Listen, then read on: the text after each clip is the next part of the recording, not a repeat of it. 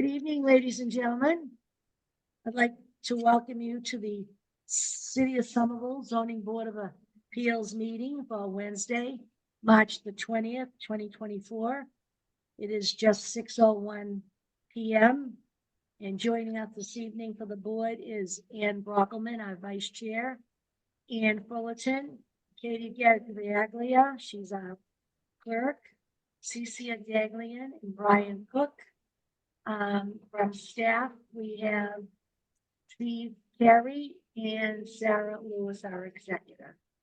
I guess also joining us this evening for one of the cases will be Gracia Senat and Emily Hutchins on board as well. Pursuant to the Chapter 2 of the Acts of 2023, this meeting of the Somerville Zoning Board of Appeals will be conducted via remote participation. A recording of these proceedings can be accessed at any time using the registration link at the top of this agenda. The agenda tonight, first item is under general business. It's approval of minutes. Madam Clerk, would you please take care of that? Yes, Madam Chair, I'd like to make a motion to approve the minutes for January 17th, 2024. Do I hear a second? Second. Seconded by Ann Brockelman. All in favor? Ann Brockelman, Aye. Ann Fullerton, Aye. Catherine Garavaglia, Aye. Cecilia Daglian, Aye. and let's see what we're doing here now. Are we having? Well, we don't need our Brian tonight. I just called on Cecilia. So there's 5. Thank you very much. Let the record show all 5 voted in the affirmative. Thank you. Next is public hearings. It's, I believe we're going to go, Mr. Carey, with the original agenda you said. Yes, that's correct. The first item is 120 to 132 Middlesex Ave. Madam Clerk, would you, it's a new case, would you read that into the record and open it? Yes, Madam Chair, I'd like to open 120 to 132 Middlesex Ave, PZ 24-000005.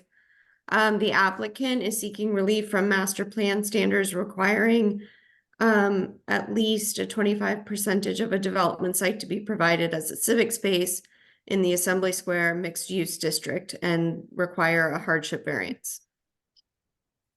Thank you. Who do we have that's going to speak with the applicant? Mr. Carey? Yes, I believe we have, if the applicant could raise their hand, I see Anthony Galluccio. I will promote you to panelist. Give me one moment.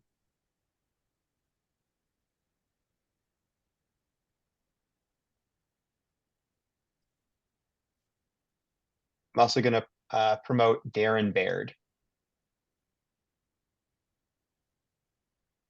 Thank you. They're both the attorneys, aren't they? Yes, Madam Chair, can you hear me? Yes, we can. Thank you. That's good news. Thank you. Good evening, Madam Chair and honorable members. My name's Anthony Galluccio. I'm a permitting attorney for Divco West. Darren Baird is one of my co-counsel along with Yareni Sanchez. And I also just want to introduce Nicole Labossiere and Mark Johnson from Divco West that are on the meeting and can be helpful as well. As the clerk noted, we're here seeking relief under the civic space requirement in the Assembly Square mixed use district. This is a matter that is familiar to the board as this variance has been issued in the past. And we're seeking it to be reissued for the period of 1 year. We do have a brief presentation, Madam Chair, just to give some background. As you probably know, Divco West is not unfamiliar to Somerville. They're also the owner of Cambridge Crossing, which has a modest amount of land in Somerville. They've more recently developed a full parcel in Somerville, used for research and development, which is the home to Bristol Myers Squibb, has been a very successful lab parcel in Cambridge Crossing. So they're a developer that's familiar to Somerville, and they purchased this parcel from Capitol Hall in 2020, and since then have been engaged in the permitting process. Yareni, I think, are you able to share slides? I am. I'll pull that up in a second. Okay.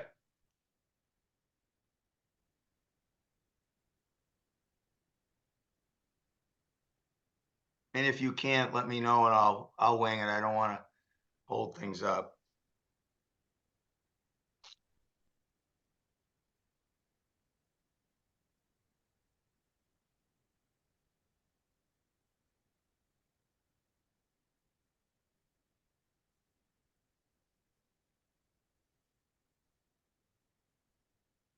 I apologize. I'm getting a message that I'm not able to share my screen.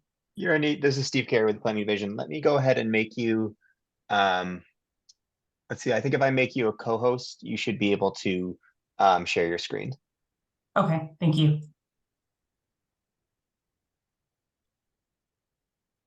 Let me know if that does not work.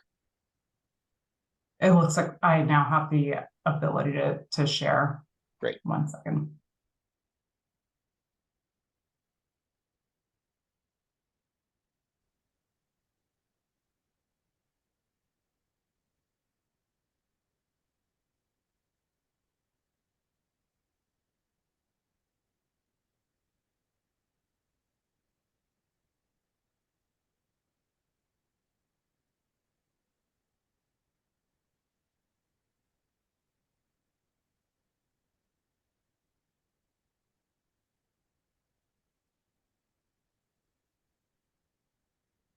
Can you see the presentation? Yeah, thanks, Yara. Do you want to go to the next slide? Sure. Awesome. Thank you. Sorry for the awkward silence. This is just a site rendering to give the board a reminder of the parcel, which is along Middlesex. It's adjacent to the old La Quinta Hotel site. Again, this just reiterates the relief that's being requested. It was originally approved November 18th in 2020, and we're seeking a new variance.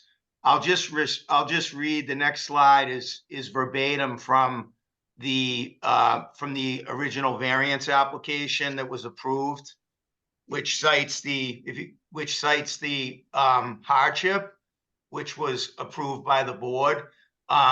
It indicates that this refers to the summer vision and the planning goals within the Somerville zoning ordinance, which support the development of commercial high-rise buildings and commercial spaces, obviously fiscal vitality of the city. That this would not derogate the intent and purpose of the Assembly Square mixed-use district. The factor that really was the foundation of the original variance still exists today. The size of the parcel would not allow for a feasible lab building if the civic space were included. Right now, the zoning has a maximum of 35,000 square feet for a commercial lab footprint, which is about as low as you want to go to be competitive with serious R&D development. If the civic space was complied with, the size of the building footprint would just go to a size that would really not be feasible and competitive for research and development. And that was the original rationale. When Divco purchased the special permit, which also included the variance, there was a development agreement in place. You may remember, Madam Chair, that where the developer applicant paid into an open space fund in lieu of providing the civic space. Divco has agreed to comply with that development agreement, but that was the intent. Both the staff, city, and community felt that was appropriate, given that this lot, the way this lot is made up, and the size of it wouldn't allow for the development of research and development building if they complied with the zoning. And so the condition still exists today. The fact remains that we have not finished the permitting to allow the project to go forward.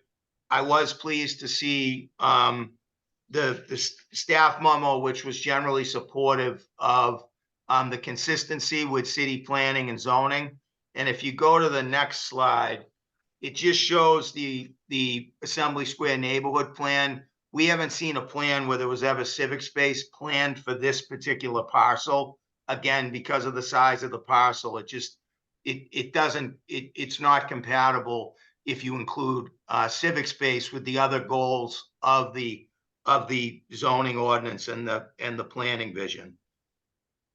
So that's really all I have at this time, Madam Chair, and appreciate the board for listening and your past support. Divco is excited to deliver a state-of-the-art life science building on this parcel, and that's still the goal. Okay, thank you very much. I'd like to hear, I guess we have Sarah Lewis tonight, representing the city and the staff, especially for public space and the urban forestry. I guess we were expecting somebody else tonight. Ms. Lewis? Unfortunately, Madam Chair, there was a conflict with the scheduling from PISA.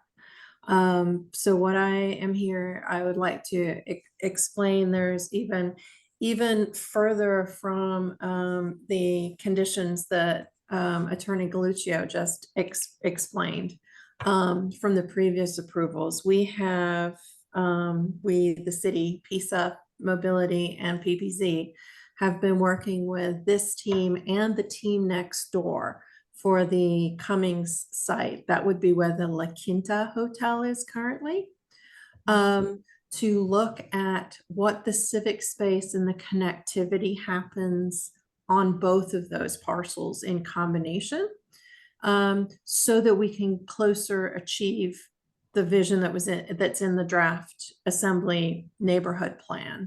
So the idea that from coming across what is the ramp road, sort of, how you can get a through parcel from East Somerville into a throughway into Assembly, so that more people can more safely and pleasantly reach the Orange Line T station at Assembly. And so having a civic space that sort of unites these parcels and works with both of them is what we're working towards. And that is something that is not resolved at this point in time. So in order to allow this team to keep moving forward, they do have a master plan special permit coming up to the planning board. So they have more process to go, but to allow them to keep moving forward, they need this variance as a first step.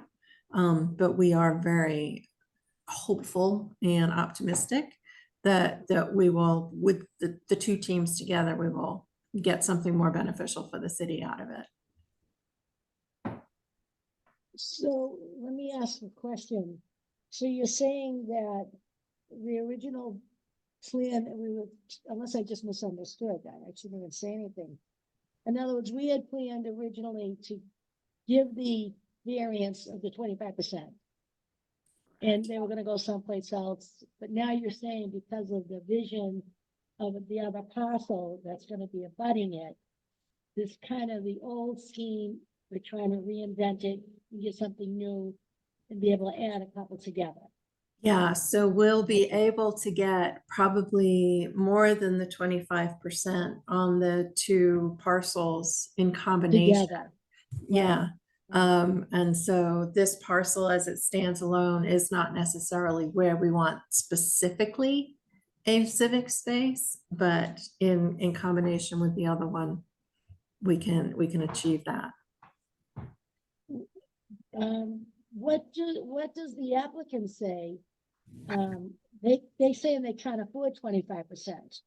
but you're saying they're gonna be working in conjunction, hopefully, with the other parcel. What is their percentage they feel they could expand? If not 25%, what percent? Is that what we're asking, basically? It's a Right, little, Anderson? Madam Chair, it's a little more complicated than that, and then I'll let Anthony, Yeah, speak. please. So what we're looking at is the two parcels and actually the city property that is Cummings Street. So for example, if, that's where the play comes in, that we've got the city has some skin in the game, for lack of a better term. We're part of this combination as well, so that it's not quite as simple as who provides 25% on one parcel versus another. So it's, I wish I had a sketch to show you right now, but this is sort of all in discussion at the moment, but that's the direction we're moving in. Great, thank you. So at this point, to Mr. Steve, are there people on board from the public spectrum that they want to have some questions and input? Sure, we can Okay. open this up to public comment. Yeah. I do see there are a number of members of the public in attendance. If any would like to make a comment, please raise your hand and I will unmute you, and you will then need to unmute yourself on your end. Madam And- Chair, I can also just speak to the city's request to think about this vision when it's appropriate. Okay, thank you. Steve, would you set the timer, please? Sure, as of now, I don't see any hands raised. We Okay. can give members of the public a few more moments. Sure. If you would like to speak, please use the raise hand icon that should be at the bottom of your screen, and I will unmute you. Looks like we do have one from Wig Zabor. I'm going to unmute you. You'll have to unmute yourself on your end. Yes, hi. It sounds great to me to have the developers and the parcels. Excuse me to the speaker, Wig. This is Susan. Could you please state your name and address for the record and then tell us what you're Sure. going to say?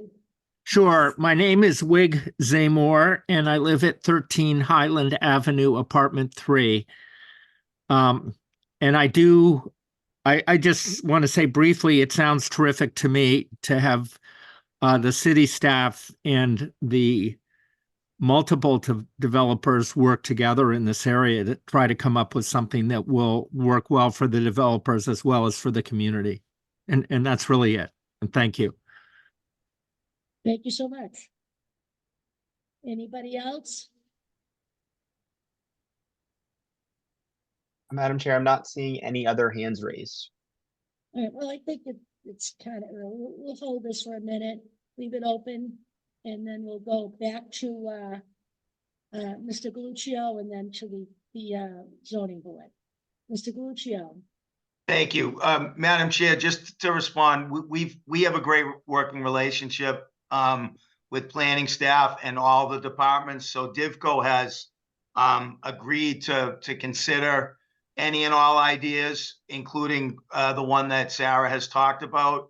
The issue is we have an investment in this property that was dependent on the variance, and so it's important that we keep the variance alive. You probably are not done with us anyway, because I'm not sure that even if the idea that's being contemplated were to happen, we wouldn't still need some civic space relief. So unfortunately, you may have to see us again anyway. The thing I would remind, and Sarah's been great, we're not, the city is still in control in the sense that we're not going to pull a building permit within a year. So issuing the variance is not gonna take any leverage that the city has away. We're still gonna have to come back. It's just things don't move that quickly. We just want to keep the permits alive for purposes of our investors, and to make sure that we still have the rights intact that we've had up till now. But we want to be fully cooperative with planning staff and try to work through the idea that they've put on our table. But we do we do request that the variance be issued again for a year. That's important to us, and I think Sarah understands that. Sorry to put words in your mouth, Sarah. Thank you. So, without further ado, I'll open it up to the board. I want to state right now that we're going to have, where am I? Cecilia Daglian vote tonight as the alternate. And who has a question for anyone, staff or the applicant or any faces here?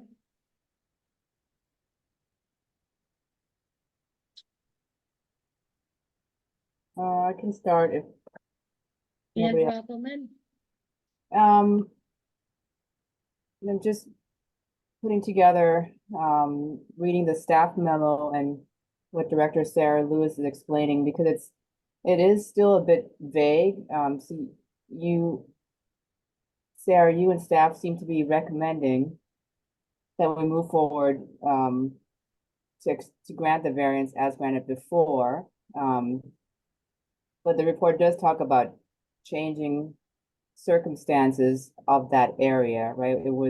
There was concern about pollutants or particulates in the air, so that was a reason for not having the park there. And it seems like that's changed because the assembly row area is developed. But this is more context. You're just kind of demonstrating where the city wants to go, and it sounds like DIVCO will be cooperative. But you talked about adjacent parcels, so they will still physically contribute open space, or it's still a payment in lieu?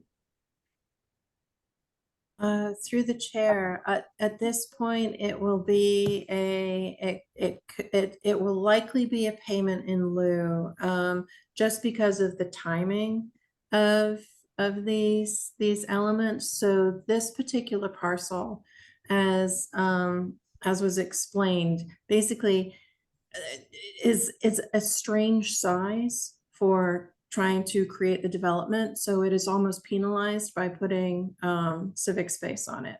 But while we're looking at the larger area, then we can still the city can still get civic space from the entire area by looking at these Nearby, pieces in not concept. like Yes. at another part of town, which also, No, I see. exactly. You're explaining And the change in context, yeah. but because And it if I can add one more thing to your point, as far as the sort of the context has changed, you hit the nail on the head. The fact that assembly is being built out, whereas previously we were okay with a fee in lieu. Sort of the idea of the land now does become more important, just because things are getting built out and we desperately need the open space. So this is sort of all tied in concert with each other and is complicated as you sort of note, but this is where we're trying to go. okay, thank you. Anyone else?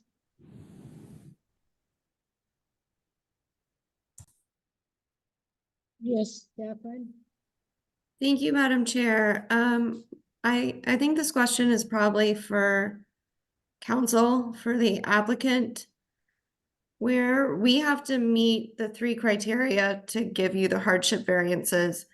I guess if you could summarize briefly what you believe the special circumstances. And the only thing I've gotten is that, or taken away from our conversation, has been that the feeling is the lot size is small for the size of the building that your client wants to construct. Yeah, no, that we could. So that the unique parcel shape is clear, and appreciate Sarah mentioning that, because it runs completely contrary to the goal of the zoning to get large scale commercial development. So that is a major piece. It also, as has been stated, is not detriment to the public good. in any way. It is aligned with exactly the goals. In this case, there's an in lieu of payment included, which I think is an enhancement. It's an additional benefit, but the project itself is not of detriment. It's exactly aligned with what the sought goals of the Assembly Square Mixed Use District are. And again, a literal enforcement would preclude the ability to create a life science project there. So we think in general, this is the best way to satisfy all the goals of the Assembly Square Mixed Use District, including obviously the development agreement. And it doesn't nullify or substantially derogate from the purpose or intent of the Somerville zoning ordinance. So we do think we satisfy all the hardship criteria, which is why it was originally issued. To me, the only twist is that we're working with the city on an idea that may or may not impact the need for relief, but we still believe that the board would be appropriate in finding that the hardship exists. Okay. Thank you. Anybody else? Madam Chair. Yes, Ann Brockman. Another thing just came to mind. I'm just curious if we're granting relief that you don't have to have 25% open space. Do you know how much open space? What is your footprint? Do you know that yet? At least percentage, or is it zero lot line that you're building, zero setback? Darren, I believe we've requested relief from the entire 25%, correct? Correct. That's correct, because when you actually lay out the site between the building, the footprint of the building to get to the lab size footprint that we've been talking about and was approved previously, plus the need to actually circulate, traffic across the site into parking and stuff like that, and create the sidewalk widths you need to activate the frontage for the mixed use component on the first floor. There isn't room for things that would qualify as civic space on the parcel because the parcel is just long and narrow and not particularly big. So we haven't planned for any percentage of civic space. It's a zero civic space lot and has been since inception. Thank you. Thank you. Anybody else?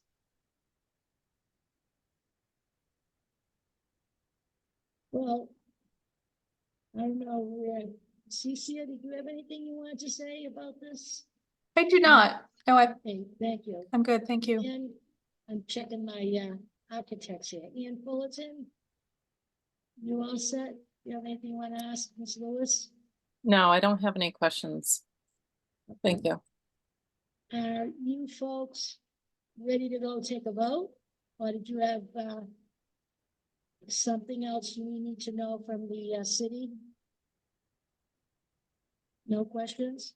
You ready to vote? My question to Sarah Lewis is, if we take the vote tonight and we vote to follow through with the approval that we've done in the past under the old presentation and thinking and stuff, it'll be for 1 year. What happens in the next 9 months to a year that the city's coming out with more of a hardcore plan?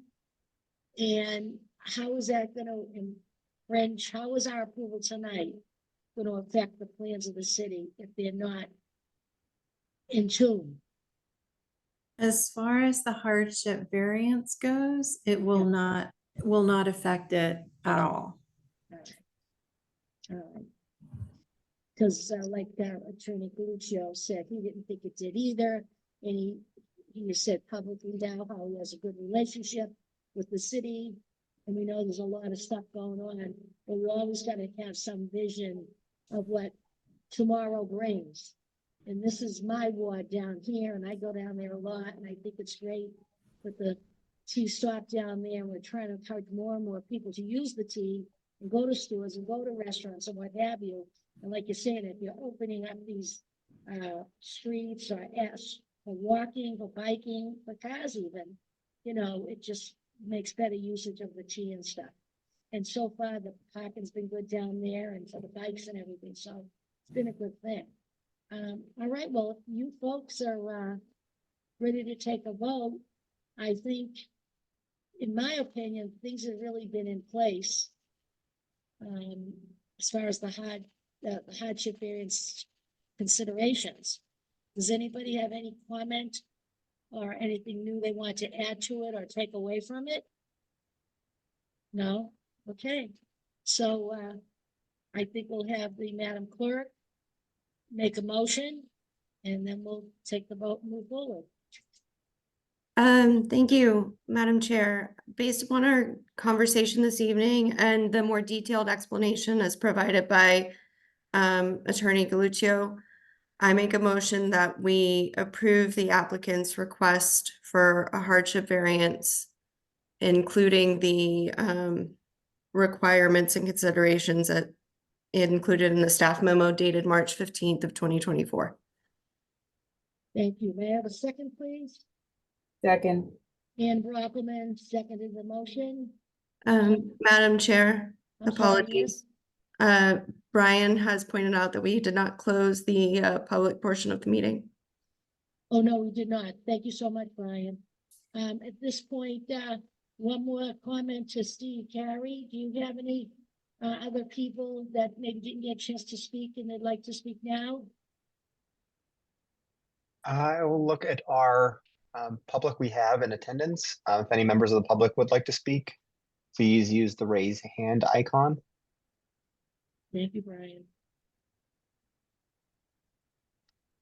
I am not seeing any members of the public raising their hand. Great.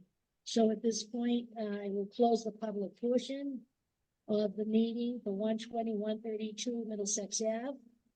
And we'll go forward with we have a motion.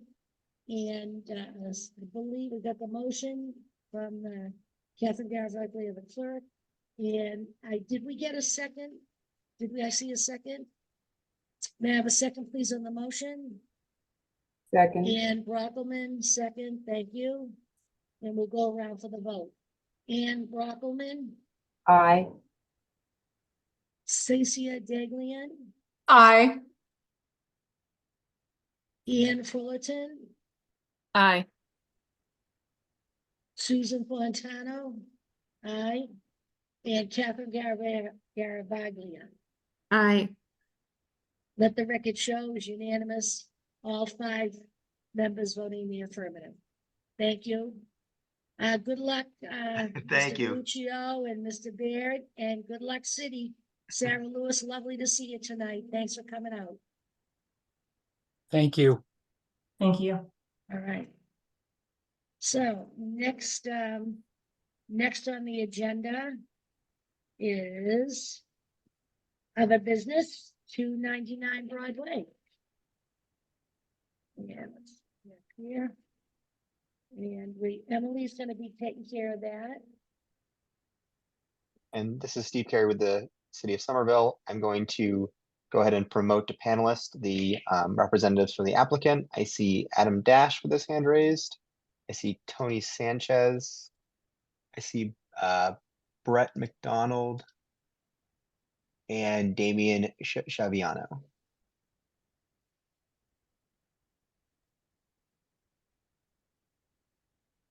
What a familiar names there. Welcome.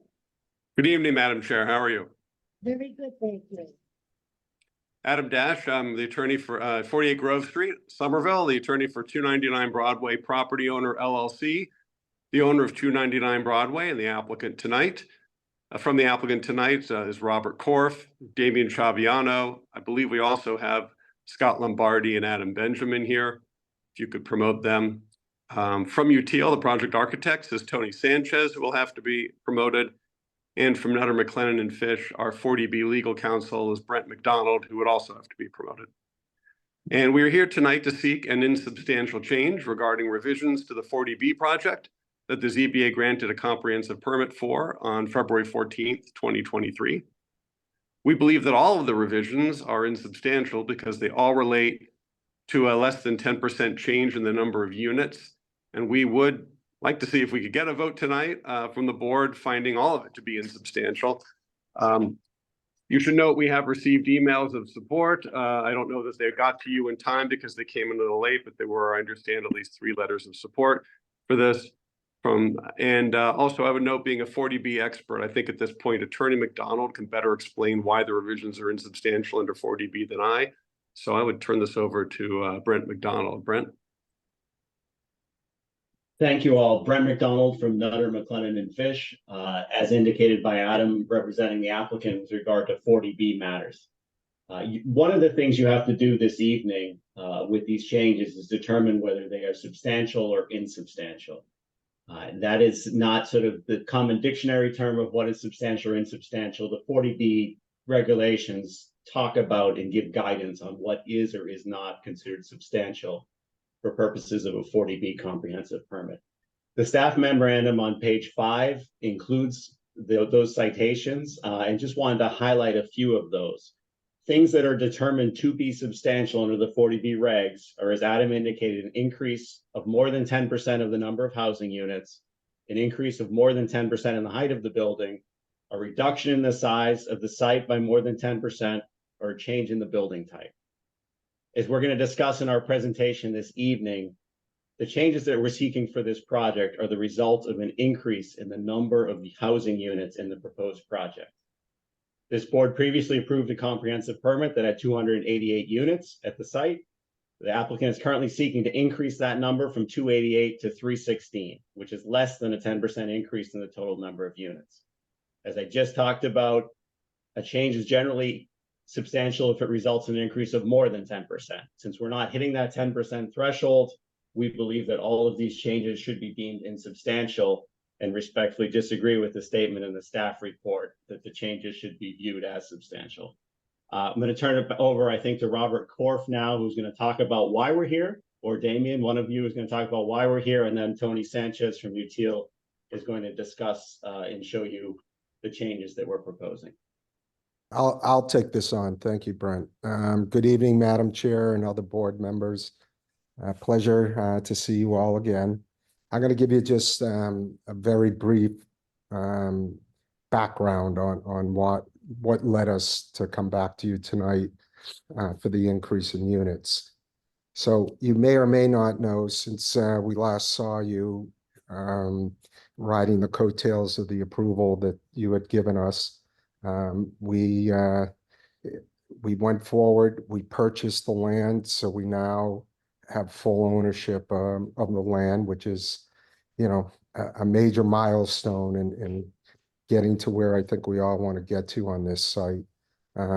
We have viewed this all along as a public-private partnership with Mark Development on the private side and Beacon Communities alongside with the state and the city.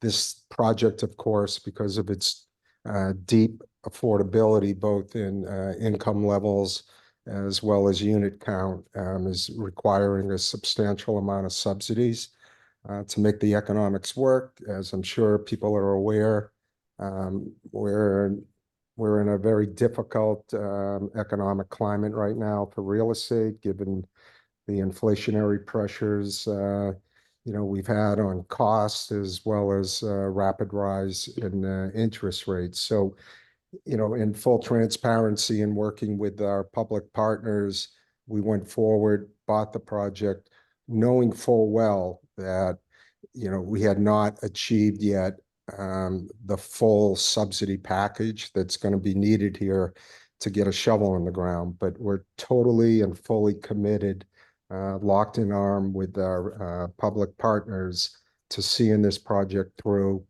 We demonstrated so by acquiring the site, and our next step in the process was to enter into full design of the construction documents so we could stay on target for a spring 2025 groundbreaking. And again, I remind you, knowing full well there was still going to be a moderate gap financially that we were going to have to fill through additional state or city subsidies. It dawned on us when going through the schematic design process that there was a portion of the building that Mark Development is designing and constructing in the rear of the site and on the side that is facing Sewell Street and Grant Street, where we were having an issue with the design that we got approved by you all with stacking of units. Because we couldn't be stacked all the way up through to the 6th floor due to setbacks at the 4th, 5th, and 6th floor. It was creating havoc with our construction estimating costs. And it dawned on us at that point. We said, well, guys, is there a way, okay, that we can get to where we need to get to on stacking, while at the same time increasing the number of units in a way that it would not trigger a substantial change, because we did not want to have to go back and open this back up for a lengthy process. So through our design efforts, we achieved what we set out to do. We are now, you'll see when Tony takes you through the visuals, we're effectively on the back and the side of the building, raising, we're eliminating the step backs at the 4th and 5th floor. We maintain them at the 6th floor. So that in itself created these additional 28 units, which is going to go a big way towards putting a dent in the capital stack financial gap that's remaining on this deal to make it economically feasible. So in other words, what this is going to do is raise the odds substantially of financial success, keeping us on track for spring of 2025 groundbreaking.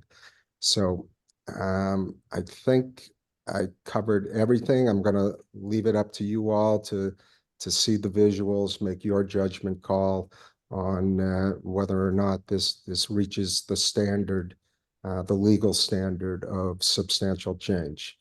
So with that, I thank you for your time, and I'll turn it over to Tony Sanchez from UTIL to take you through the design change. Good evening, everybody. We do have one matrix that shows these changes from what was approved to the to what we're proposing. Robert, is there anything you wanted to note on this one? Yeah, I believe, Brent, we have a list of waivers that we're seeking here. I only address to you what we determined. You know, we don't want to waste all your time going through each one. We perceive a lot of them as being very minor and de minimis. I wanted to address what we felt was the most substantial, insubstantial change, so to speak. So, but as you can see, even on this matrix, you can see there are some other minor changes through the design of the lobbies of the building and whatnot. We lost 15 square feet out of 13,664 in the retail. The ACA space we had the same difficulty with that. We lost de minimis amount, we believe, of 78 square feet.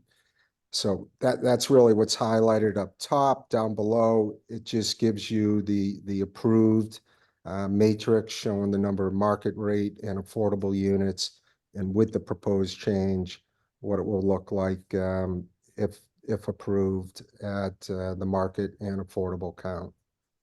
And I think that pretty much covers it, Tony. You think I missed anything here of relevance? No, I think we're good. All right, thank you. So we will start with a bird's eye view of what the approved building massing looked like previously. So as Robert had mentioned, we had these step backs that were, imposed by the zoning requirements of this district. There's the the building straddles a MR4 and MR6 districts, so that's why we have these lower massing, portion of massing at the back.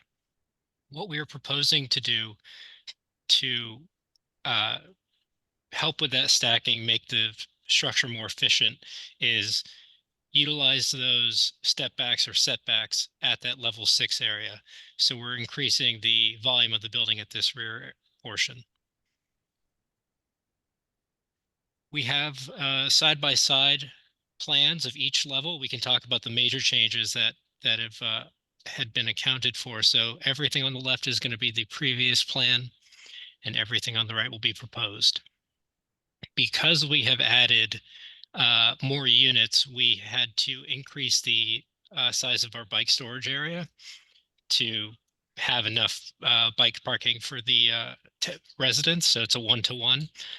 And then we then had to remove this this cutout of the massing to include a unit there. So you can see that we had to shift around these units a bit to get that bike parking. As we move up, we are still keeping notches at those areas to help break up the massing or the overall elevation at the rear, which you'll see soon. And we have moved the amenity spaces from the 4th and 5th levels down to Unit 2. That was facilitated because of the I guess the minimized roof area we now have. So we're moving that down to one of the common floors. Level 3, not much has changed. We've just taken out that channel at the rear. And then as you get to level 4, this is where we start to see these bigger changes.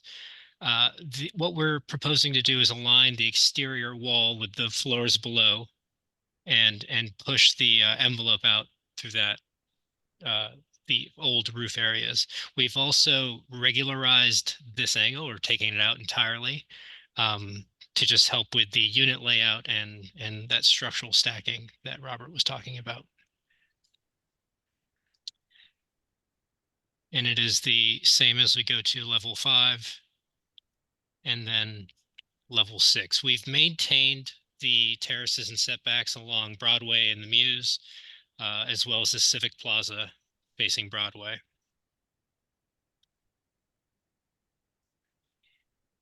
For the elevations, you'll notice that some of the windows have shifted. And this is, once again, due to the stacking of those units and trying to align the demising walls to create a more efficient structure. We think that the intent is still carried. But the other item that you'll see is the bay window. We've actually minimized some of the glazing because as we started to do some passive house modeling, we were finding that the large expansive glass was actually hurting our performance.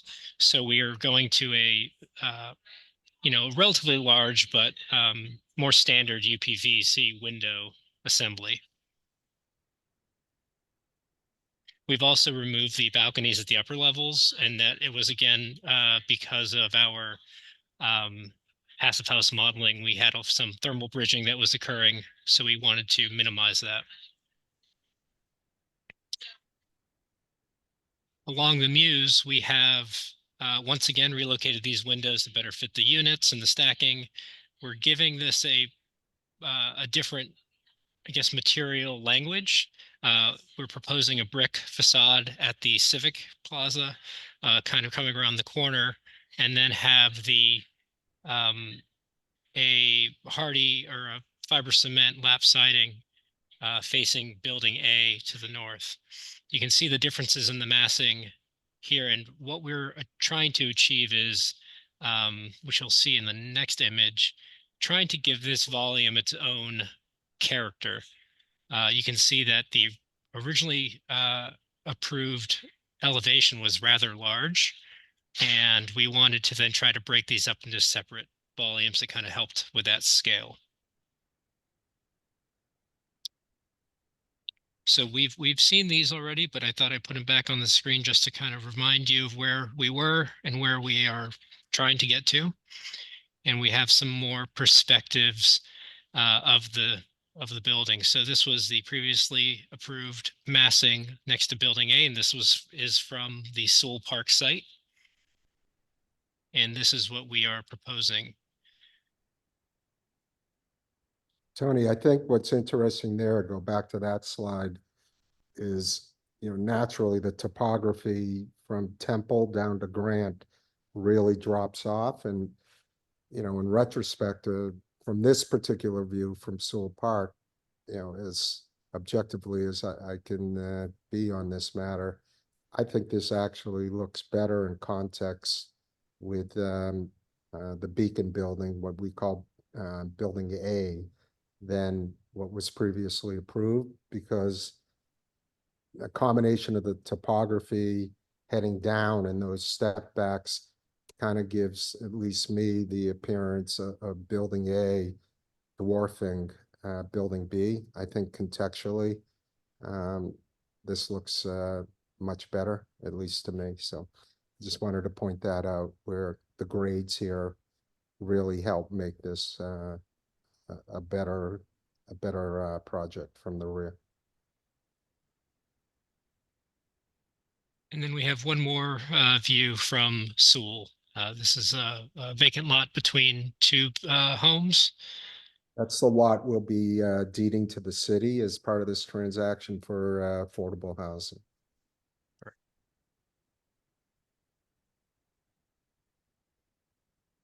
And then with this new massing, we wanted to, I guess, show what the impact would be on the shading of the adjacent buildings. So anything in gray was the original shade study, and anything in magenta is showing that additional shading that is occurring because of the enlarged massing. As you can see, the shading is pretty minimal, or has minimal impact compared to the original mass. This is in June. And then we have one in winter.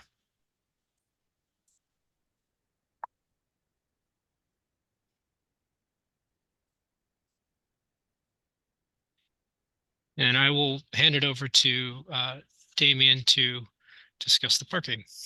Yeah, Thanks. Damien, do you mind if I just raise one point that Please.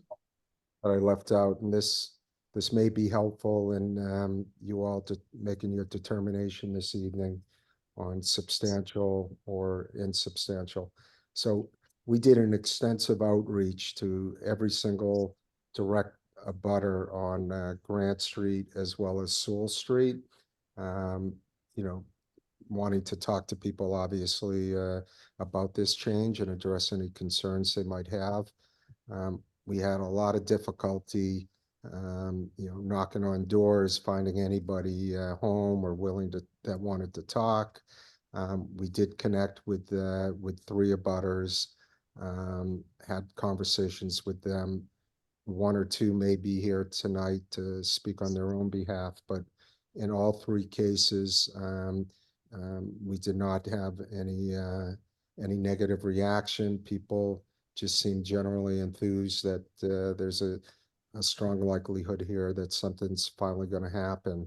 I will say that, just to make sure everybody had an opportunity, we took it upon ourselves to then send out certified letters, to all the remaining abutters that we weren't able to reach.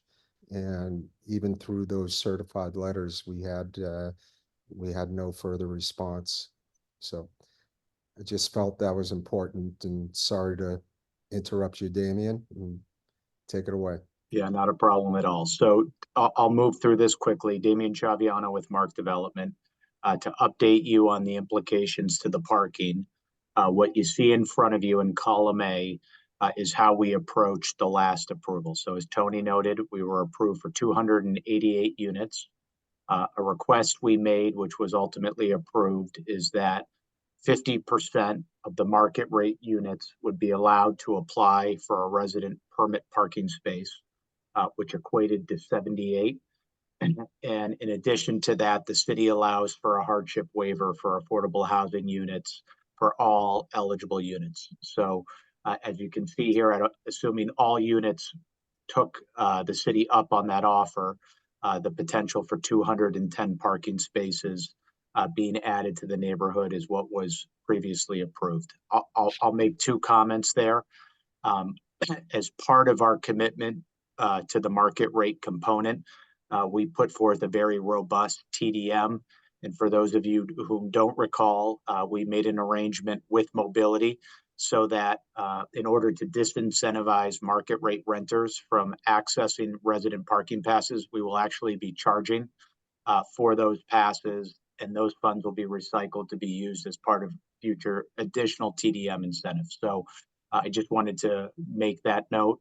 I'll also say, based on the data that we've seen from MAPC, we typically see 0.5 to 0.7 of affordable renters actually accessing cars. As I noted earlier, we assume the worst case that all renters of the affordable units will need a car, but I thought that was important to note. With the 28 units, we are requesting that 50% of the incremental market rate units, or 25 units and 13 spaces, be available to apply for resident permit parking. Again, the same rules would apply under the TDM as previously noted. And then the balance, or 3 units, would have the ability to apply for hardship waiver, adding 16 parking spaces to the previously approved 210.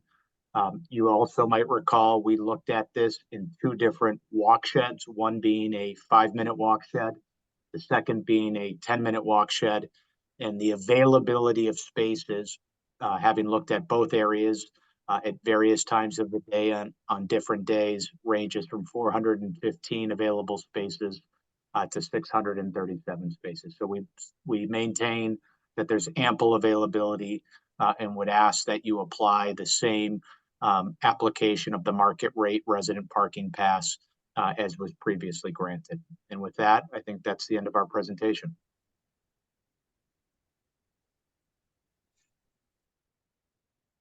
This time, see staff person Emily Hutchins. Emily, are you there? And do you have something you want to say at this point? Or shall I open it up to the public and the board? Thank you, Chairperson Fontana. I would be glad to say a few words. I would also like to note I'm having a bit of trouble hearing you. Your voice is coming in, but very quietly. But just generally speaking, yes, the staff memo does recommend that these changes taken all together be considered substantial changes. This is not because we oppose any of these changes. I think quite the opposite. We're supportive of the development, but recognizing the state's guidance on what can be considered insubstantial versus substantial changes. There also is some flexibility provided to zoning boards when they are considering whether changes are substantial versus insubstantial. And in addition to the unit change, which is very nearly at 10%, a 10% increase, there are a number of other changes, including a number of other waiver requests. So based on the combination of the changes taken in their entirety, it was our perspective that they would be considered substantial. That said, we recognize that this was pretty on the fence, and I don't think anyone would be significantly concerned if the ZBA found otherwise. If the ZBA does find these changes insubstantial, I would like to note just one of the waivers, waiver 37, does propose relief from the Somerville Code of Ordinances, section 12-14. This would waive the process requiring the applicant to go to the city council for a grant of location, and the submission of a bond for insurance for awnings, and other building components or street furniture that project over or are placed on the public streets or sidewalks. I would suggest that if the zoning board finds these changes insubstantial this evening, there would be a condition of approval that a bond would still be submitted to the city clerk's office following the same process as if a grant of location were submitted to the city council. So the process would still remain with the zoning board, but there would simply still be a bond provided maintaining insurance and security purposes for the city. What number waiver was that? That was number 37 through you, Madam Chair. Thank you. Madam Chair, we'd have no opposition to that. That's perfectly reasonable. I would note also, Madam Chair, that and it is quite common, rather than just posting a bond, there's also an option to post an insurance certificate which lists the city as an additional insured, which is often cheaper than providing a bond, but provides the same protection to the city. It's usually what we do. Madam Chair, through you, we have no concern. We have no concern with that, if that's the option. Thank you, Emily. Okay, Steve, Carrie, could you please, let's open up the public portion at this point. Sure. Any members of the public that are attending, if you would like to speak, please use the raise hand icon that should be at the bottom of your Zoom screen, and I will unmute you. You'll then need to unmute yourself on your end. Aaron Weber, I see your hand raised. Oh, yeah, I see your hand raised. I'm going to unmute you. If you could unmute yourself and then please state your name and address for the record, that would be great. And excuse me, Mr. Carey, could you do the timer as well, please? Yes, yes, I will. All members of the public will have 3 minutes to speak. Thank you. Hello, my name is Aaron Weber. I live at 32 Summit Avenue. I'm in favor of this variance, this change.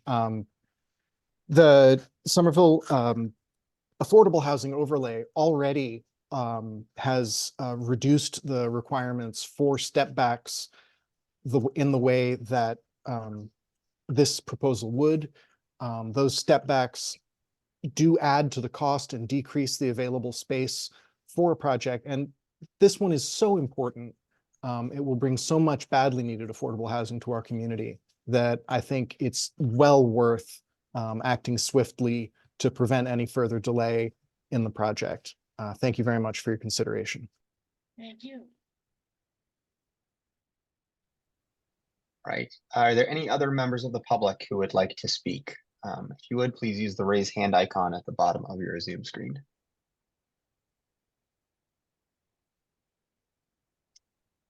Madam Chair, I am not seeing any other hands raised. We will now close the public portion of the case here tonight for 299 Broadway. Okay, so we're going to open it up to the board. I'm sure we've got some questions. I can't see my through here. Steve, did you clear this? Sure, I see Ann Fullerton with her hand raised. Okay, but I mean, I only see you. I only can see me and her. You may need to change your view to the grid view. The option to change that should be in the upper right of your screen. Got it. Thank you, sir. Thank Sure. you. So who had their hand up? Ann Fullerton. Go ahead, Ann. Thank you, Madam Chair. To Emily and staff. So we are deciding as a whole whether or not the waivers are de minimis or not, or are we deciding individually about each waiver? Madam Chair, through you, Emily Hutchings for Planning, Preservation and Zoning. The pathway forward, you could go change by change, individual change, and determine whether they are insubstantial or substantial, or you could simply vote on the changes as a whole. Thanks, Emily. So Madam Chair, just to express my thoughts initially, in general, I mean, it's a fairly long list of waivers that are being requested, and in large part, I do not think that most of them are substantial. I do think the setback changes abutting Sewell Street are substantial. I also noticed a retail level setback change on Broadway that appears substantial to me.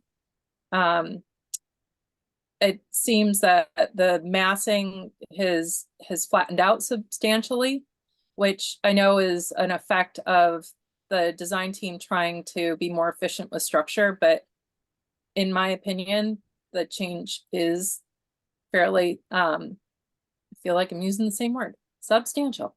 And I think that is my largest concern, the setbacks.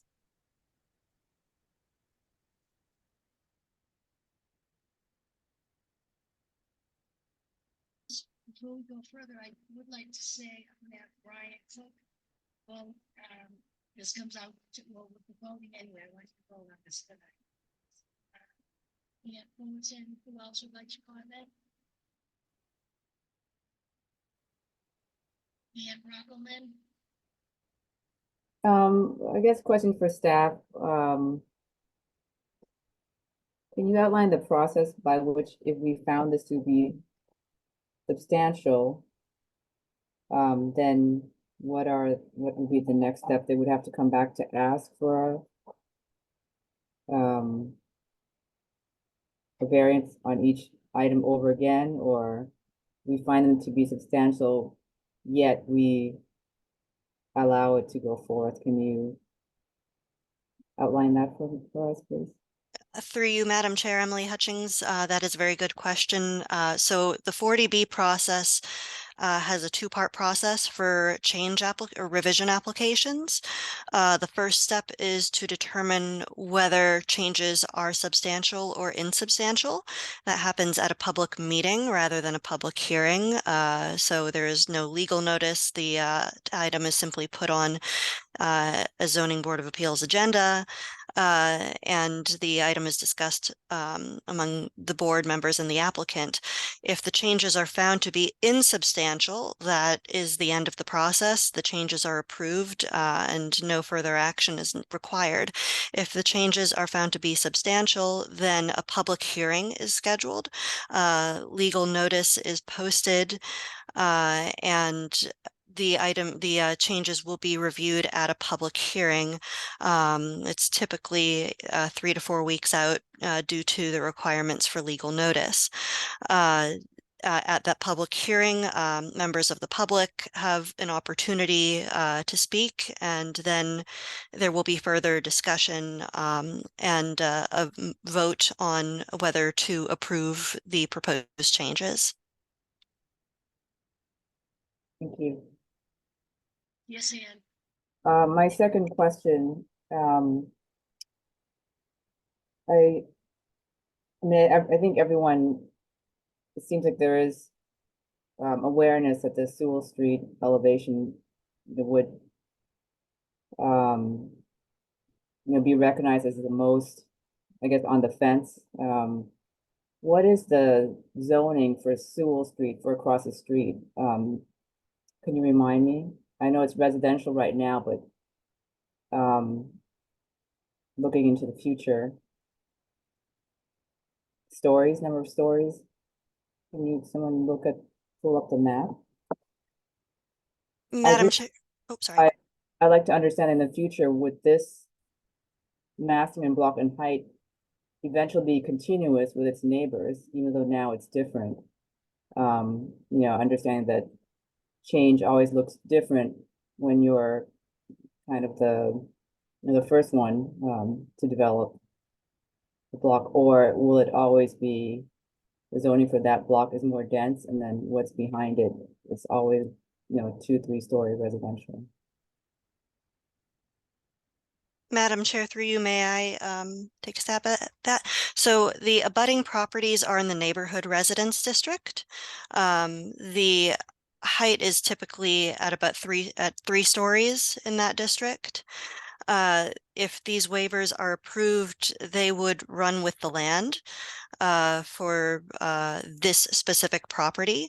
So there would be consistent allowance for this height and the reduction of step backs, just as long as necessary. It would not change the zoning of any other parcels on the block abutting the property or across the street. Any other proposed zoning changes would have to be proposed separately, and they would be reviewed separately by the city council. Just to repeat, that's 3 stories max? That is correct. Okay. Thank you. Okay. Anybody else have questions or comments they'd like to make? I thought, just generally going through my packet, that I thought some of the things I was concerned about, and a couple of questions I have. I think it was Robert spoke about, maybe it wasn't.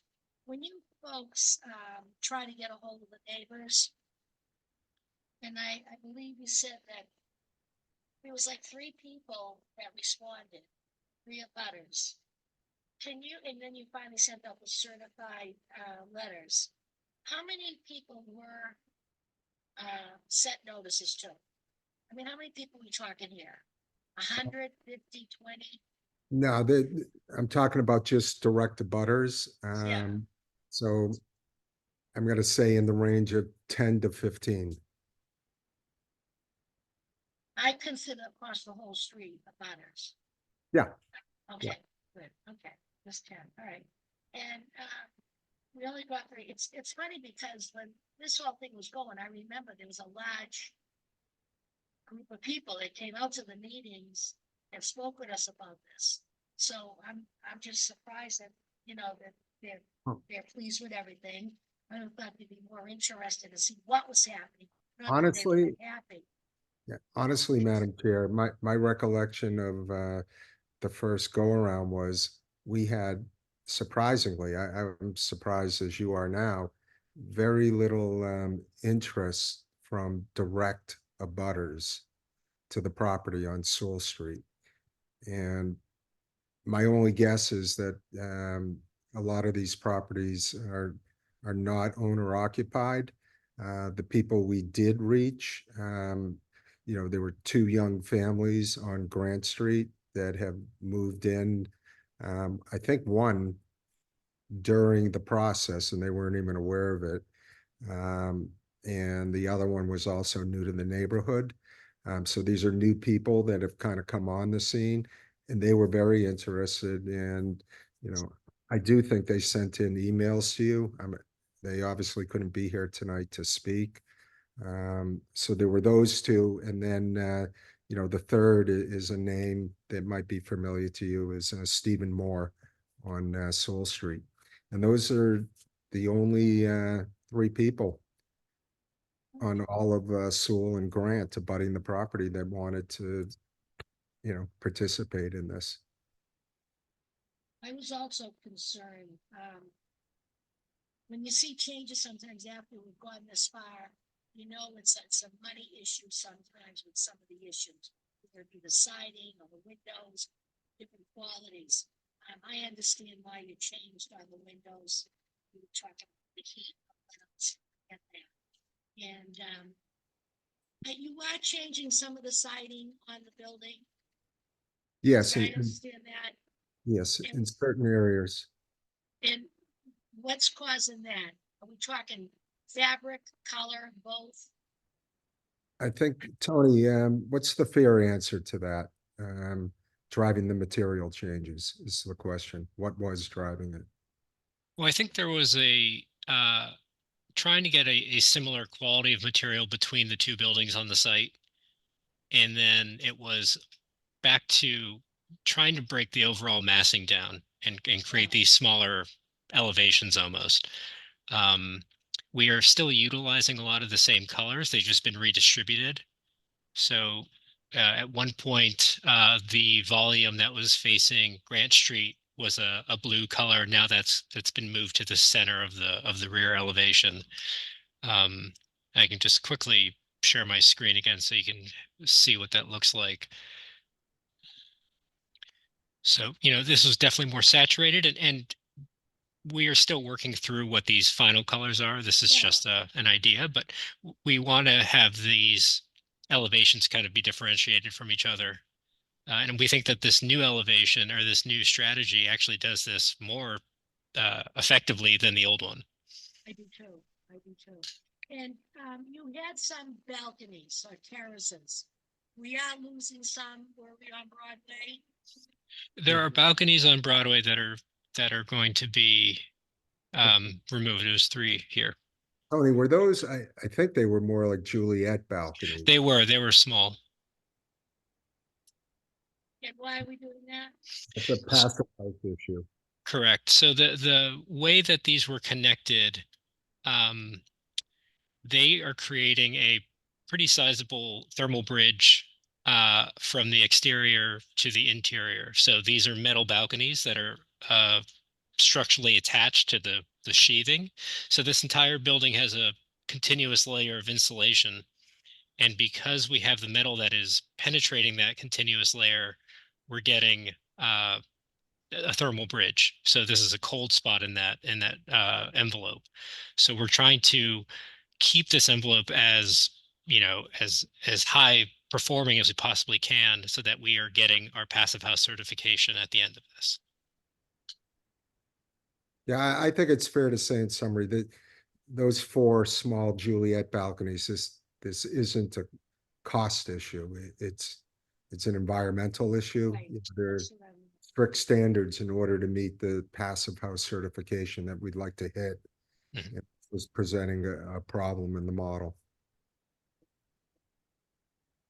I think that was it for me for like that. Back to the board. Was there anyone else? No?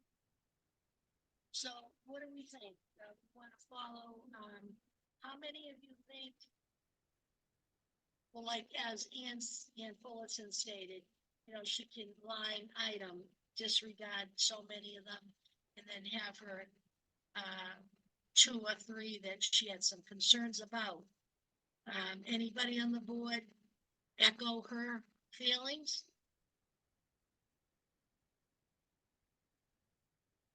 No?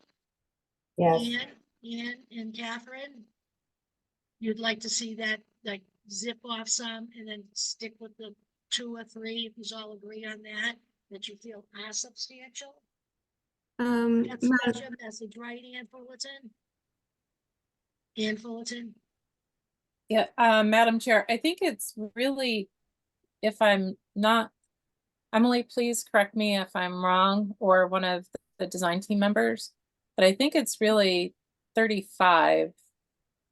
The setbacks on 4 and 6 that I'm most concerned about.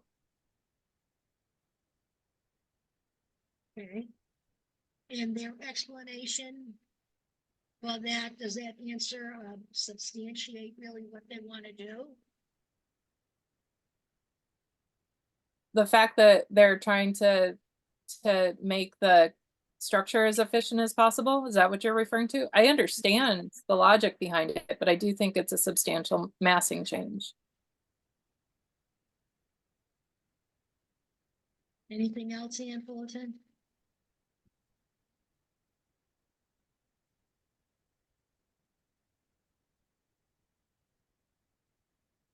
Emily, can you help me identify if one of the waiver list items addresses Broadway specifically for setbacks? Through you, Madam Chair, there shouldn't, I don't believe there are any setback or step back changes on Broadway, although. There is at the retail level. Oh, I'm sorry. Who's speaking?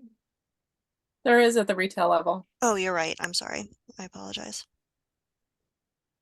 So we have one on the retail on Broadway. Go ahead, Emily. Madam Chair, through you, I'm looking at the waiver list and I'm trying to find the specific one. Mr. Sanchez, maybe you could help me out here. I think that might be referring to the from the original approval, there was a request to minimize one of the depths of the retail areas, but that has not changed.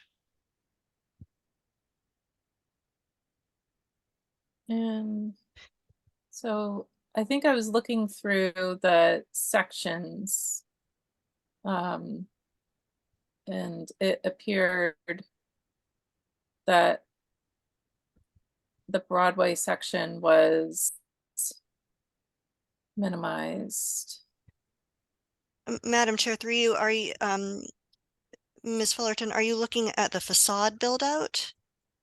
No, I'm looking at so sheet A002.B2 was the previous, and sheet A002.2.B2R, so the revision sheet, is what I'm referring to. And you can see that the structure is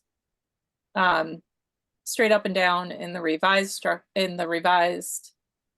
version versus having a step back in the previous. And it looks, you know, maybe it was approximately 3 feet, 30 inches, something like that. But it was definitely shadow line. Something in front of us to let us see what Ian and Emily are referring to.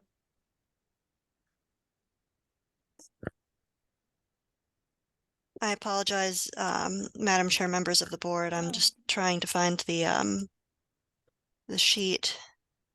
No, I was asking the applicant. Yes, I have this open. Just one moment, please. Oh, thank you. I'm sorry, was it B3 you were saying? So B2. B2.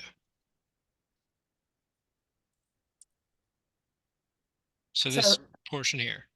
I'm specifically referring to the Broadway side for this cut. So, which I believe is, it would be this side. Okay, it's that. I apologize. I was reading it backwards. Is this what you want to look at now, Ian? Yeah, so he's confirmed that my concern about the retail setback is not not relevant, but my concerns about the upper story setbacks on Sewell can remain my largest concern. The ones that are circled in the red there. Yes. And what did it, so this is what's proposed now? Correct.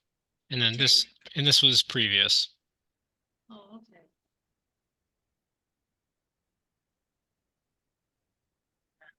And this is Sewell Street? No, this is Broadway. Well, this is facing That's Sewell Sewell, Street. that's right. This is facing Broadway. Yeah. I see what you mean. Did you see the proposal? Okay. I think, you know, back to the original comment, this section really shows the efficiencies we've been able to find in these units. If you compare where these exterior walls were landing compared to the proposal, it has made the structure a lot more straightforward. It's been very helpful. Yeah, but I see, you know, when we look at these things, and I'm not telling you something you don't know, Steve, is that this is a small little side street, and these buildings going up are right up in your face. I'm personally right now dealing with something on the next street over from me that I never, ever realized how high it was gonna be in the middle of the street. That not only is the top floor, the roof and all this other stuff is overlooking.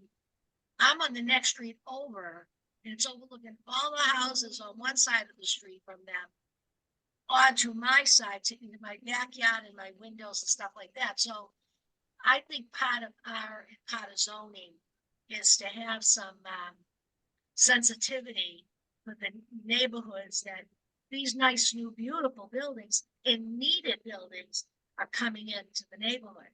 So I can see, what Ian's bringing out about that part hovering over those houses across the street, especially where Ian Rockelman just asked about the heights and the zoning of the street itself. Okay, so that we got that for Ian. Number 30, is that 35, Ian Fullerton? Madam What Chair, I think I need staff's help a little bit defining, because there are several waivers that refer to setbacks, and my particular objection is to Sewell, not necessarily Grant. That's where I feel like it's sort of most overwhelming a change. So Emily, can you help me confirm that it's 35 only, waiver 35 only? Madam Chair, through you, this is Emily. I believe the changes include changes to waiver number 8 as well, that describe the step backs.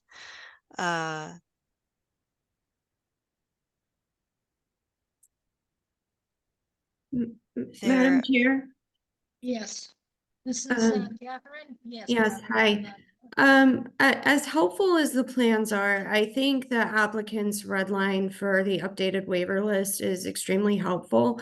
They did go through and clarify a lot of circumstances and add more information related to step backs. But if you just focus on where it talks about the rear lot lines, that's going to get you the changes that address Sewell, as opposed to the sidelines, which would be Temple. So I think that helps narrow down the focus of this.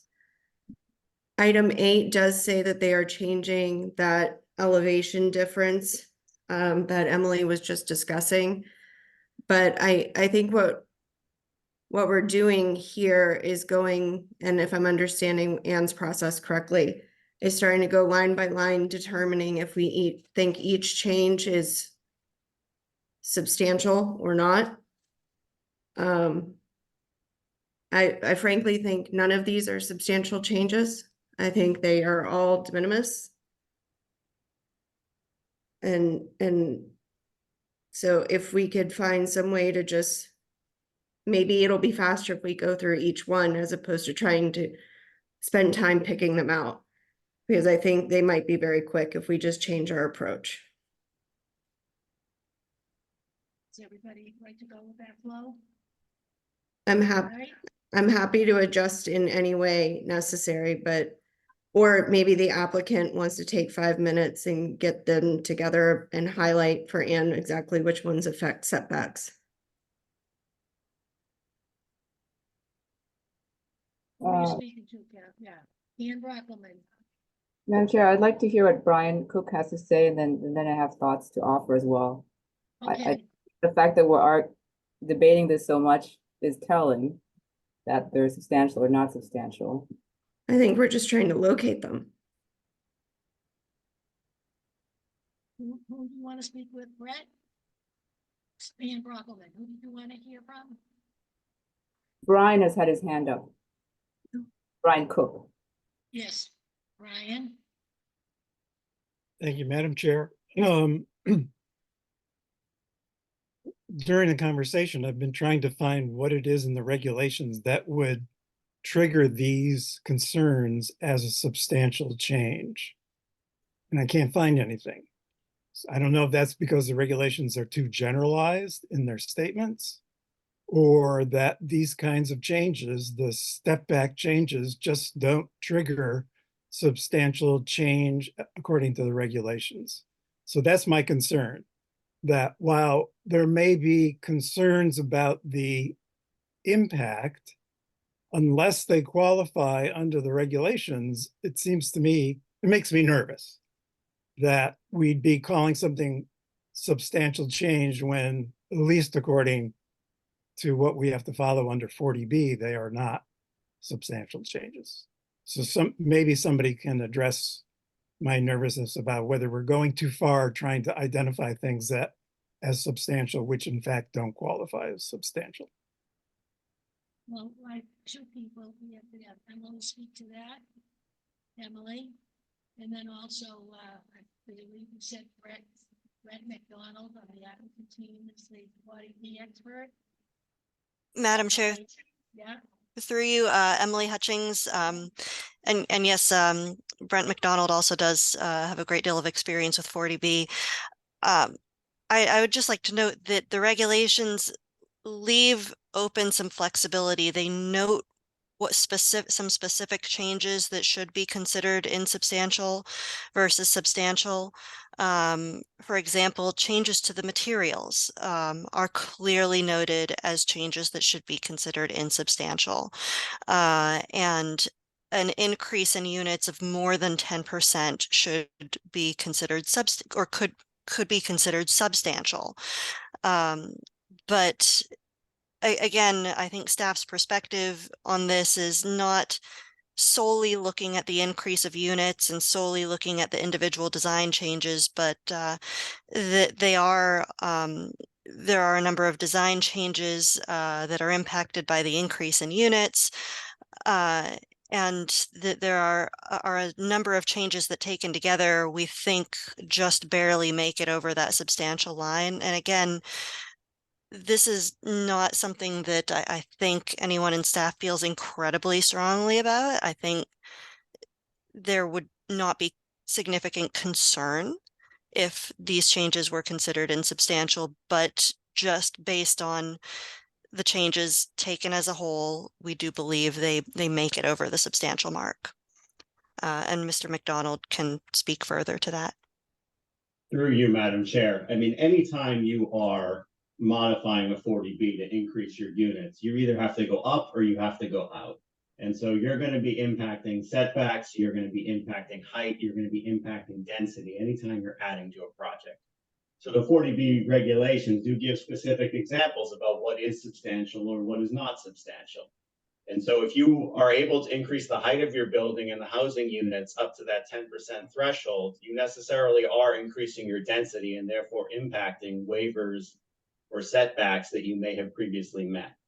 So it's not uncommon for any sort of increase like this to impact a series of waivers. But if it's all resulting from the increase in the housing units and fitting in the public policy that you're also increasing the number of affordable units as part of this, then all of these changes in our mind should be seen as insubstantial because they tie to that. The ones that might not, as Ms. Hutchins just suggested, changing the color or style of materials, are clearly labeled as insubstantial.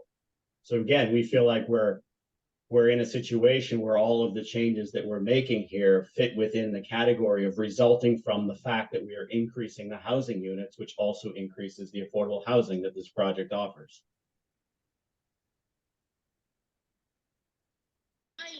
My answer to a couple of the comments you guys made was, my thing is the question's not to blame. And, you all know why you're doing things, whether you're an architect, a contractor, a lawyer, whatever.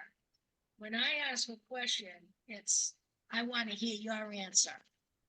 And I might have my true sense of something that I'm not particularly crazy about. And in my neighborhood or whatever, if I might work in another.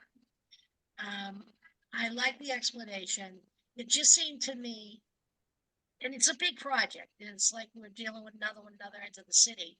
There's going to be a lot of things that are going to have to change, products, whatever. So we get this, but it just seemed to me originally, and that's why I want to hash it out a little bit. Because we hash it out tonight, we make a final decision tonight, we might be done tonight.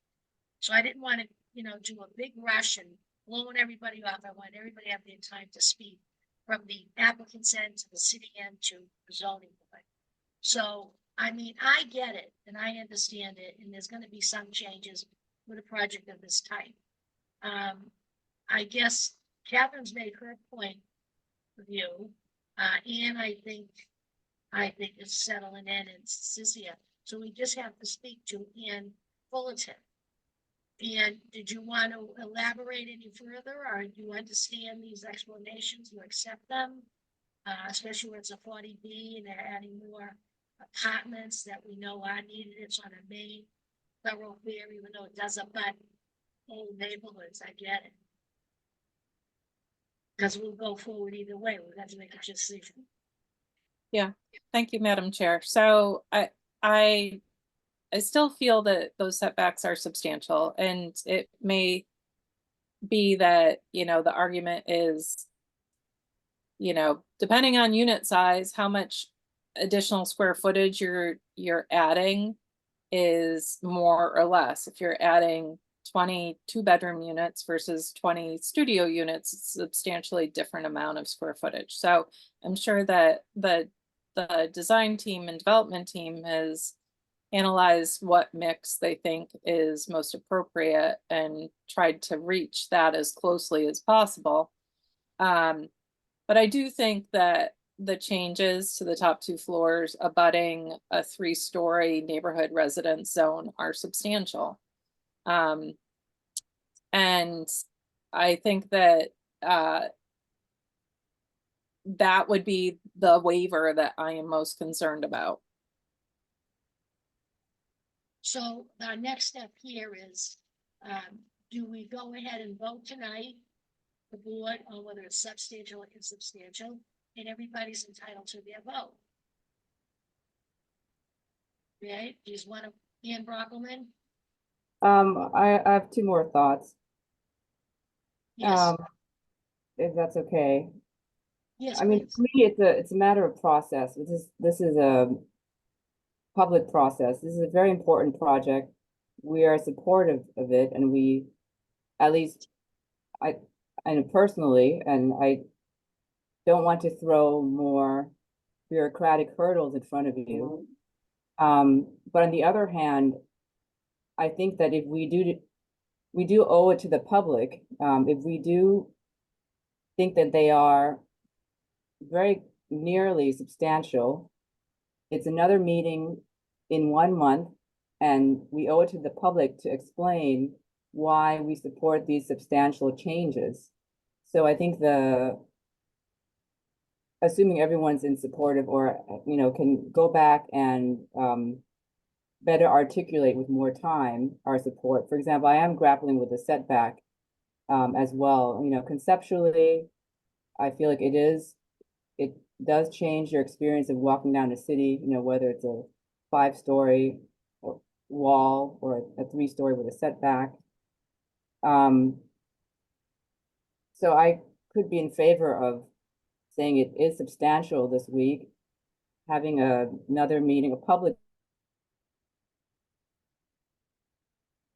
one, where we do support we go to the public why we are in support of this change, and not just greenlighting it without due diligence. So that's one way. And I think the other issue I have, it's so close to 10%, you know, like, well, can you tell me the 28 units, how many are market and how many are affordable, first of all? The 28 additional units? We're saying affordable, but is that the minority? Yeah, this, if I may, Madam Chair, through you. Yeah, this building, just to remind you, where we're having the issue on the market rate building, is 10% affordable. So any increase is subject to the 10% affordability. Okay, so is it 3 then, or 2 Yeah. affordable? Yeah, So you round it up. ratio. Got it. Okay. I mean, this is splitting hairs, but 28 additional units is 9.72%. I don't know if I'm supposed to round up or down. Is that still under 10%? If you went to 27 units, it's 9.4%. That's not under 9.5, which in my head is 9, which is clearly under 10%. And I mean, I feel silly, but we are talking about a technicality. In that case, I would be more it would clearly be under 10% in my mind, right? But you're at 9.72 or 9.74, you're pretty much 10%. Is the law over 10%? You can be 10, but you can't be 11. Well, Through you, Madam Chair, if I could just jump in there, they did have to if draw I a could, line.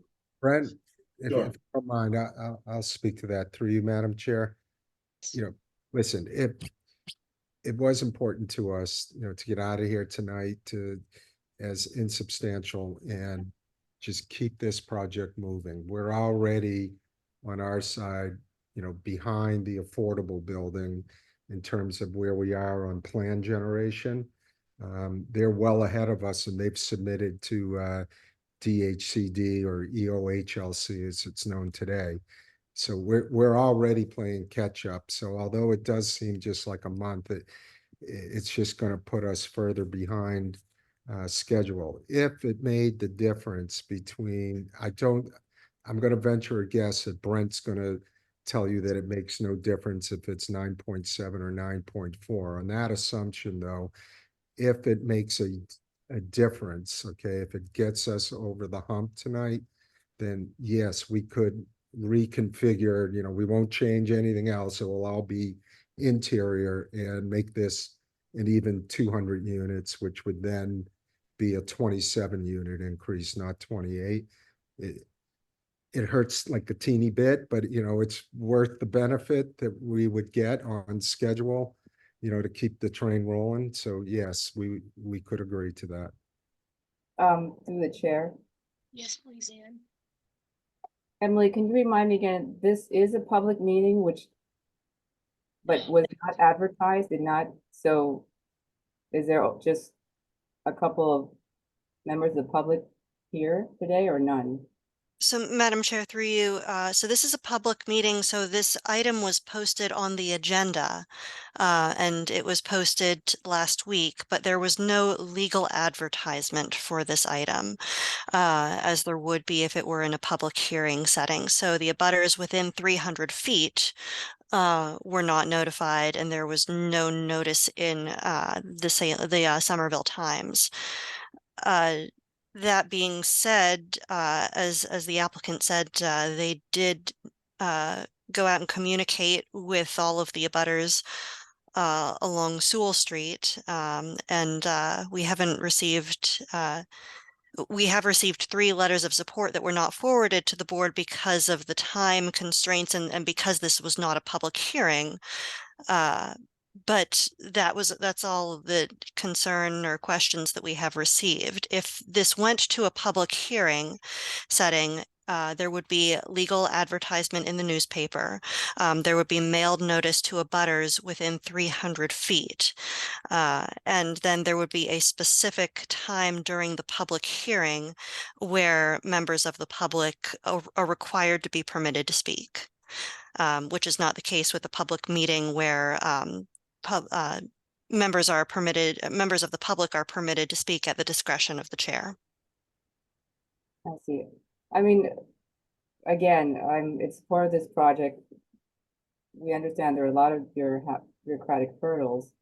I just want to make sure that the board does due diligence, and as we are doing now, deliberating something that is very close to tipping over substantial or insubstantial. I guess my final, you know, I'm willing to go with the majority of the board. If you'd like to vote, I can vote last, Madam Chair. I don't feel like I would. I mean, for me, having this discussion, which is a matter of public record, is us doing diligence and, you know, as being responsible members, answerable to the public as well. Thank you. Thank you, Ann. Yes, I agree with you, and I think, one moment, please, Catherine. That's why I just wanted to hash it out. I wanted to take the extra time tonight so that we could go forward. And I'd like to give everybody on the board the chance to explain, and I'd like to hear from the applicants and the experts, so to speak. That's why this this is a deliberation. We're talking, we're trying to iron out questions. So, I'm gonna ask Ann Fullerton a question, but Catherine had her hand up. Catherine Garavaglia, you have a comment, please? I may have been adjusting my hair or stifling a yawn. I apologize. Well, please, thank you. We appreciate Mhm. the apology. We know what Brian's feeling. Ann Fullerton, what do you feel about the applicant's comments on the corner on Sewell Street? Were you ready to live with everything else except for that? The corner on Sewell Street, is that what you said? Yeah, but what they showed you the description on bumping it out and adding more. Oh, yeah, I mean, that is the only thing that I find substantial, and Right. otherwise, I do think that the requests are insubstantial. So And Robert, right, that's what I'm trying to figure out now. So Robert, Koroff said that they could tweak that and make it work. I'm sorry, ma'am. Madam Chair, I don't think that's what Mr. Korf said. I think he was talking about the percentage of additional units. Mr. Koroff. Yes, that's correct. There was a concern raised by Ann Brockelman, board Yeah. member Ann Brockelman, that, you know, the question was, oh, if you take 28 units over 288, not 288. Is it 288? Yeah, 28 units over the 288 is 9.7 something percent. So her concern was you'd have to round that up to 10%. You can't use a fraction. And once you hit 10%, you're substantial. So what we said we could do to alleviate that concern, although I believe Brent McDonald would opine, it doesn't matter so long as you're under 10%. It can be a fraction, it can be 9.9. But if there's a perception issue here, I'd be more than happy to reduce the 201 units to 200 units within the same massing without changing anything. Misunderstood. All right, so you folks want to take a vote? Madam Chair, this is Emily Hutchings. I apologize for interrupting, but I did want to provide a point of clarification if it's all right with you. Please do. I did just want to note that the state regulations say refer to the number of units over 10%. So recognizing it's 9.7%, I think we would consider that at or below the 10%. So it would not necessarily meet that threshold. Okay. Still happy to do it if it pleases, you know, one of the board members. It would be a deciding vote. So, Madam Chair, if I could just offer a clarification as well, through you. Brent McDonald from Nutter. Thank you. I agree with Ms. Hutchins that the standard is more than 10% of the threshold. And I did also just want to comment a little bit about timing.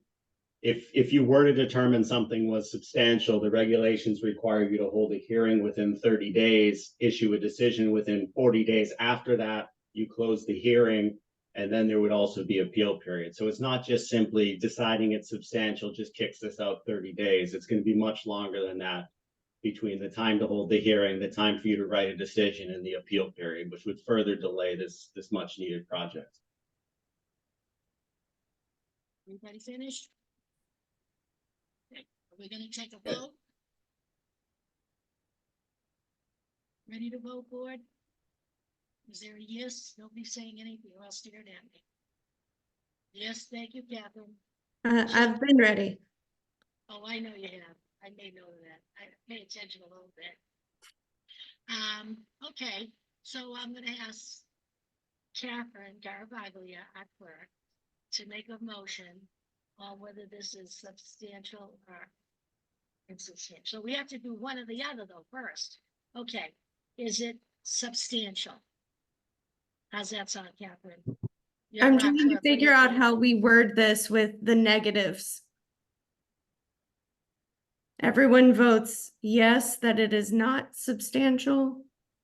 No, I say, Ah, although I say you make a motion that we vote that the changes proposed this evening are substantial.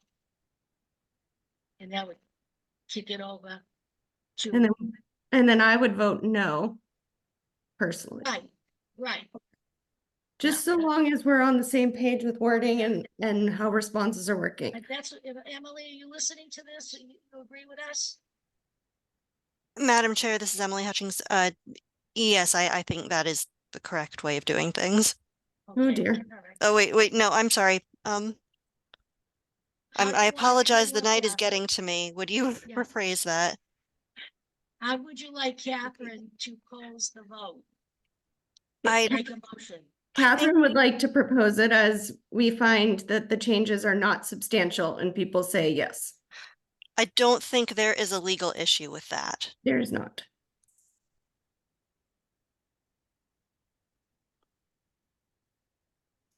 Okay, Madam Chair, I make a motion that the changes presented are not substantial. May I have a second? Ooh. May I have a second to the motion? Which alternate is voting? I said Brian Cook. Sorry. Second, That's okay. Yep. Seconded by Brian. And, let me see here. Ann Fullerton, Nay.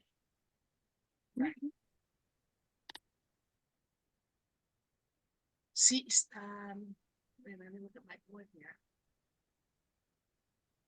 Susan Fontano, nay.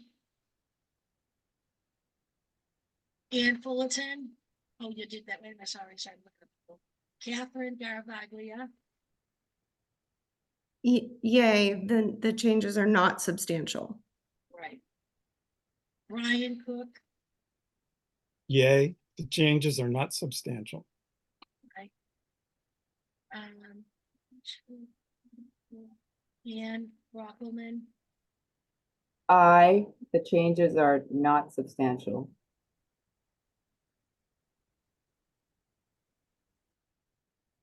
we needed 4. Is that what this, is that even for something like this, Emily? I've got myself, Catherine, Brian, Brockelman. Am I missing? I didn't ask Cece's vote. She's the extra vote. Madam Chair, did Wait, you, hold on. Madam Chair, may I ask a clarification question? Were you voting, did you consider your vote aligned with mine and Brockelman's and Brian's or Ann Fullerton's? No, Okay, I did not. okay. I couldn't tell with how you were Understanding this repeating it. Because of what I Okay. said earlier in my dissertation this evening. Okay, all right. That's why I wanted to vote up front right away. So it's needed 4 for the Why? yays, right? Why did we need 4? Isn't that, Madam Chair, through you, yeah, does it this matter? this is Emily Hutchings. I believe for this, it is a majority vote Okay, good. based on Chapter 40B. Perhaps Mr. McDonald could confirm that. I I can think you're confirm. right. It is right. Yeah, Brett McDonald's commenting that it is a majority vote, and it sounded Thank like you. it was 3-2 to find that the changes were all not substantial, and therefore the determination was that they were not substantial. Great. Thank you. So the results are, they carry tonight. These folks can go forward with their changes and keep on trucking. Thank you so much. Congratulations, guys. Thank you all. Thank We you. had to hash it out. I appreciate what you All right. guys go through, but I Mm. liked everybody to get their 2 cents in. And, you know, that's what this is all about. You did Thank the you. right thing. Thank you. Keep going, keep on trucking. Thank you. Well, thank you all. Have a All good right. night. Thank you all. To the board, is there any other business here tonight? Steve, are you still with us? Yes, I am. I do not believe there was anything else on the agenda. Beautiful, thank you. And I thank everybody for sticking with your beliefs and, going moving forward. That's what, we're supposed to do. Brett McDonald and your team, thank you very much. You all. Ann Brockleman and Ann Fullerton and everybody tonight. Catherine says here, Brian, everybody was very taken in and I appreciate it. So we'll see you guys, the next meeting, when is Steve? Steve Carey, when's that? Yes, next meeting? the next meeting will be April 3rd. That's it. So we'll see you guys, April 3rd. Anybody not being able to make that, I think I have somebody written down someplace. So yes, Catherine, you? Okay. Yes, I will be out of the country. Are you going to Italy again? Somebody has to go and manage a christening. All right, go for it, girl. Enjoy. All right, everybody. Let us know Oh, if you're not gonna make it. What- We gotta make a motion to leave. You Yeah. always do this to me. How come? Somebody What- has to follow a rule, and if I miss it, then Brian catches it or one of our Always catch you aunts. on- Steve, they always catch me on this. And I have to say one thing. When we took the vote on the minutes, I don't believe I voted. And I was voting yes. So when you check your notes. Okay. I lost my mind again. Thank you, Ms. Catherine Garavaglia. Okay, Let's have a motion to adjourn. I make a motion to adjourn the meeting. May I have a second, please? Ann Brockleman, all in favor? Ann Brockleman, Aye. Susan Fontano, aye. Ann Fullerton, Aye. Cece Daglian, Hi. Ryan Cook, Aye. and good old Catherine Garavaglia. Aye. All in favor, it was 100%. Have a good weekend and arrivederci, Catherine. Bye, guys. Bye, Steve. Thank you for tonight. Emily, hang in there, girl. Thank you. All right, Have a take good care, night. everybody. All right, good night.